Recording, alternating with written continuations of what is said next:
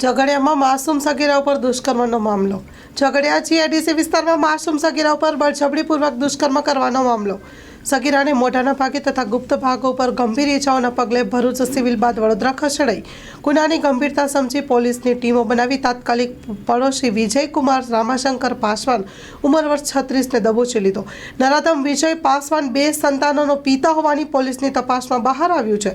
Story report by Ashad Syed.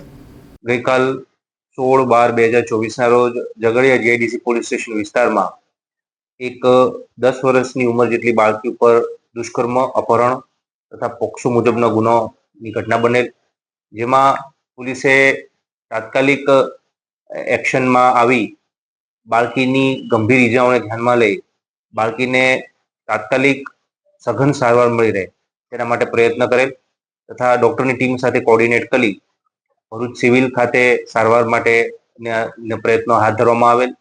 ત્યારબાદ ઈજાઓ ગંભીર હોવાથી તેને વડોદરા એસએસજી હોસ્પિટલ ખાતે તબદીલ કરવામાં આવેલ. ત્યાં એની સારવાર સઘન ચાલુ છે.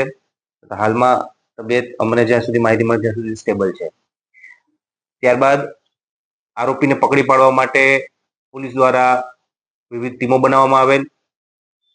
ટેકનિકલ સર્વેલન્સ અને હ્યુમન ઇન્ટેલિજન્સની મદદથી શકમંદોને ગણતરીના કલાકોમાં રાઉન્ડ અપ કરવામાં આવેલ અને તેમની આગવી રીતે પૂછપરછ કરી, ઇન્ટ્રોગેશન કરી અને આરોપીને આઈડેન્ટિફાઈ કરી લેવામાં આવેલ.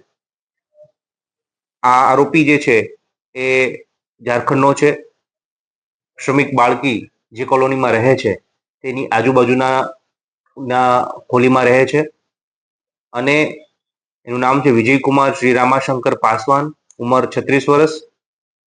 તે થર્મેક્સ કંપનીમાં શેન્ટિંગ હેલ્પર તરીકે કામગીરી કરતો હતો અને મજૂરી કરી અને લોખંડને વીણવાનું કામ કરતો હતો.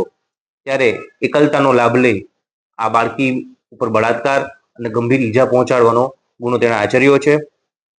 બાળકીને ગુપ્ત ભાગેથી ગંભીર ઈજાઓ થતી હતી, મોઢાના ભાગે પણ ઈજાઓ હતી, ખૂબ લોહી વહી ગયું હતું.